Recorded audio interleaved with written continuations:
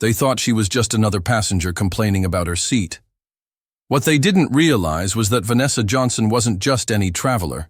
She was the newly appointed CEO of the airline's parent company, with the authority to reshape their entire operation. The plane sat on the tarmac at O'Hare International Airport, the early morning Chicago sun glinting off its polished exterior. Inside, the pre-flight bustle hummed with the familiar rhythm of closing overhead bins and passengers settling into their assigned spaces. For some, flying was an anxiety-inducing necessity. For others, a mundane part of routine business travel. For Vanessa Johnson, it was about to become something entirely unexpected. Vanessa moved with purpose down the narrow aisle of the first-class cabin, her charcoal gray pantsuit impeccably tailored, her natural hair styled in a short, professional cut that framed her face with soft curls. At 42, she carried herself with the quiet confidence that came from 2 decades of climbing corporate ladders that weren't designed with her in mind. She glanced at her boarding pass before sliding into seat 3A, placing her leather briefcase beneath the seat in front of her. The flight attendant in the first-class cabin, a woman with platinum blonde hair pulled back in a tight bun, moved through her pre-flight checks without acknowledging Vanessa's presence. Her name tag read Patricia. She smiled warmly at the older white gentleman across the aisle, asking if he wanted a pre-flight beverage. When she finally turned to Vanessa, her smile thinned noticeably. "Excuse me," Patricia said, her voice carrying a hint of practiced condescension. "This is the first-class cabin. I'll need to see your boarding pass." Vanessa looked up, momentarily surprised. She'd already passed through 2 checkpoints where her boarding pass had been scanned. "Of course," she replied evenly, handing over her boarding pass. Patricia examined it with exaggerated scrutiny, turning it over in her hands as if searching for evidence of forgery. "Are you sure you're in the right seat?" she asked, despite the clear 3A printed on the ticket. "I'm certain," Vanessa replied, her tone professional but firm. Several nearby passengers had begun to glance in their direction, conversation dying down as the interaction drew unwanted attention. Patricia handed the boarding pass back with visible reluctance. "Well, it appears to be correct. We just want to make sure everyone is where they're supposed to be." Her emphasis on "supposed to be" hung in the air between them, loaded with implication. Before Vanessa could respond, another flight attendant, a man with sandy brown hair and a name tag, reading Brendan, approached. "Is there a problem here, Patricia?" he asked, his eyes flicking between his colleague and Vanessa. "No problem," Patricia replied with artificial brightness. "Just making sure our passenger is in her correct seat." Brendan nodded, then leaned closer to Patricia and whispered something Vanessa couldn't quite hear. Patricia's expression shifted subtly, and she moved away down the aisle. Brendan turned to Vanessa with a smile that didn't reach his eyes. "Can I get you a pre-flight beverage, ma'am?" he asked, his tone professionally neutral. "Water would be..." "Fine, thank you," Vanessa replied, keeping her voice steady despite the quiet anger building inside her. She'd experienced this kind of treatment before, the subtle questioning of her belonging in spaces of privilege, the implication that her presence was somehow an anomaly that required verification.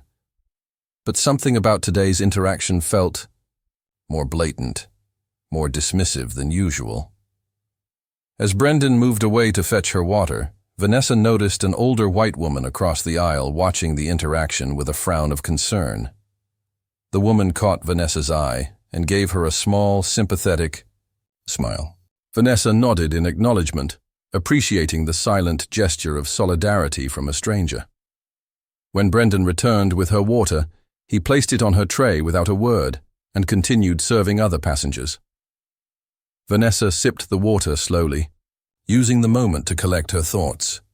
Tomorrow would be her first official day as CEO of Meridian Holdings, the parent company that had recently acquired Skyway Airlines, this very airline she was flying on. The announcement had been made internally last week, but it wouldn't become public knowledge until tomorrow's press conference.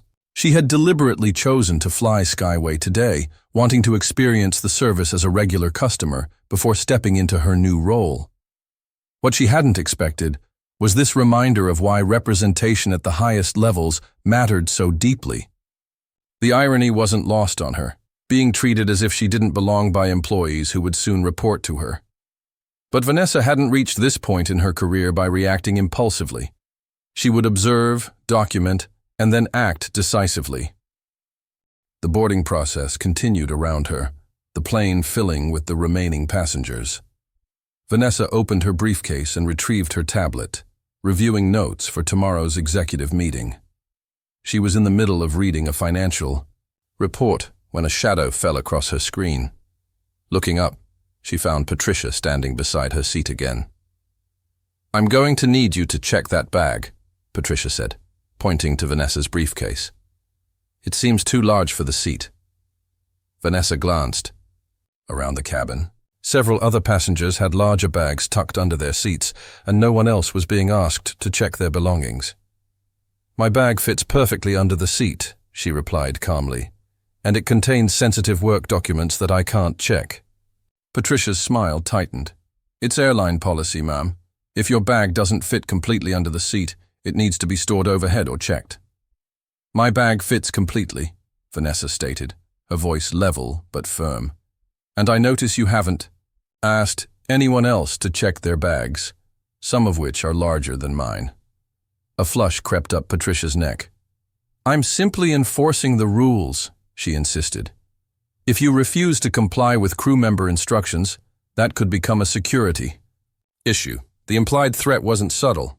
Vanessa felt her pulse quicken, recognizing the dangerous territory they were entering, where innocuous interactions with black passengers too often escalated unnecessarily.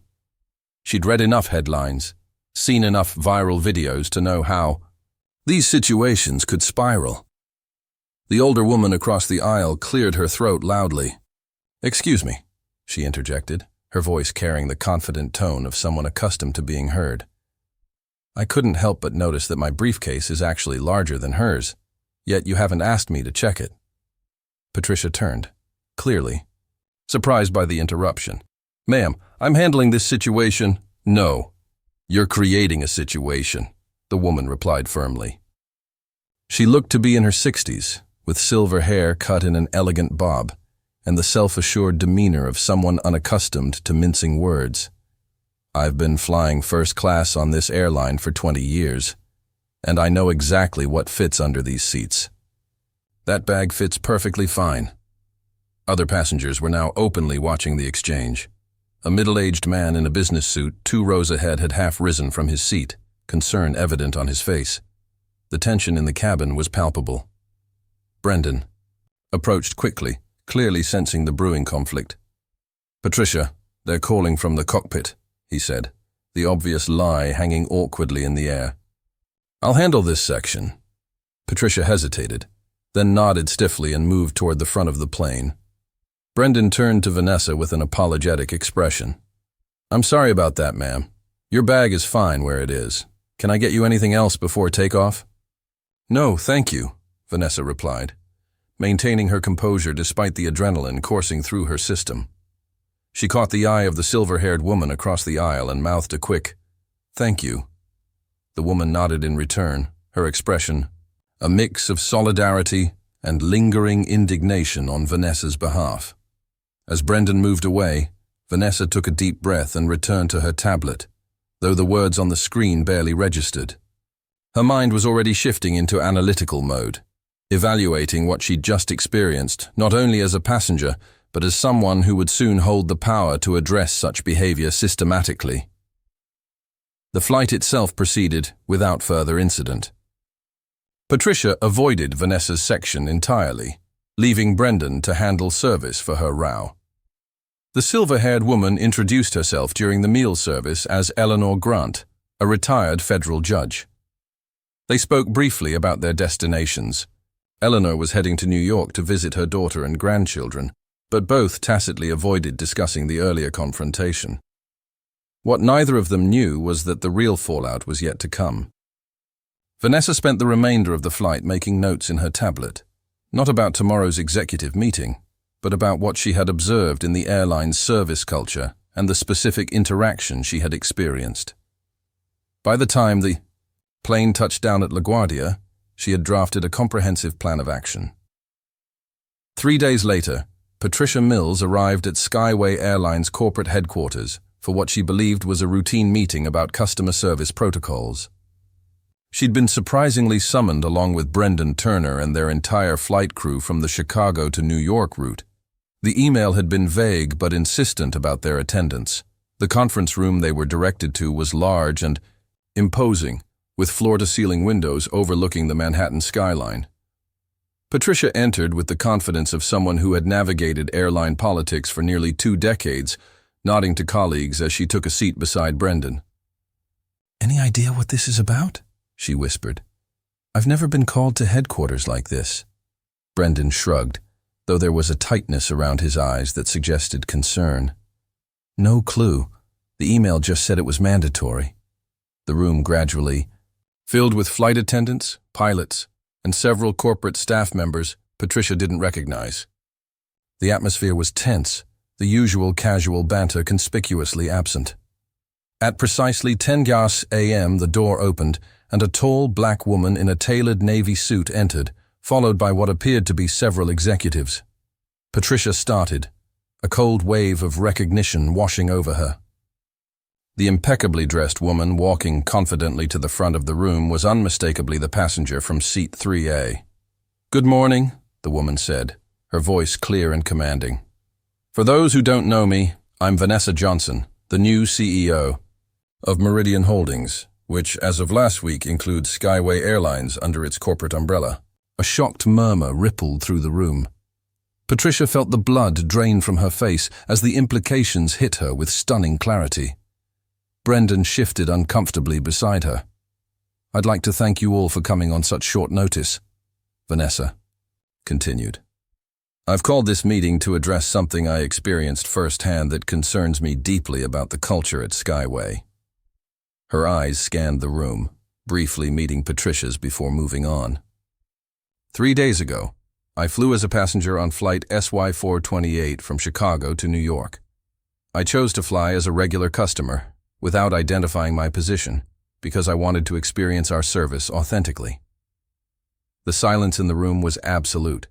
Patricia felt a growing sense of dread as Vanessa continued. "What I experienced was troubling. As a black woman in first class, I was repeatedly questioned about my right to be there. I was asked to verify my boarding pass after already having it scanned. I was told my perfectly compliant carry-on needed to be checked when no other passengers received similar scrutiny. And when I calmly pointed this out, there was an implied threat to escalate it to a security issue."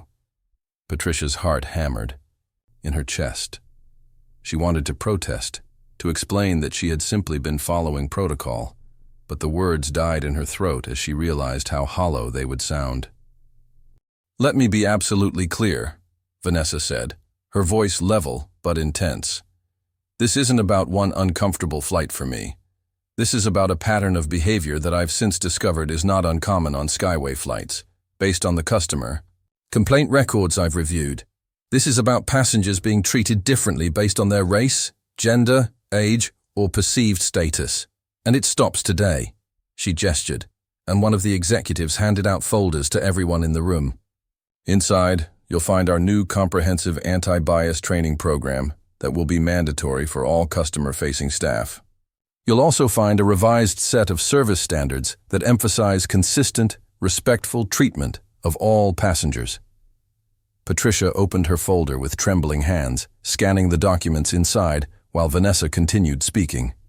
"Some of you may be wondering why I've gathered this specific flight crew here today.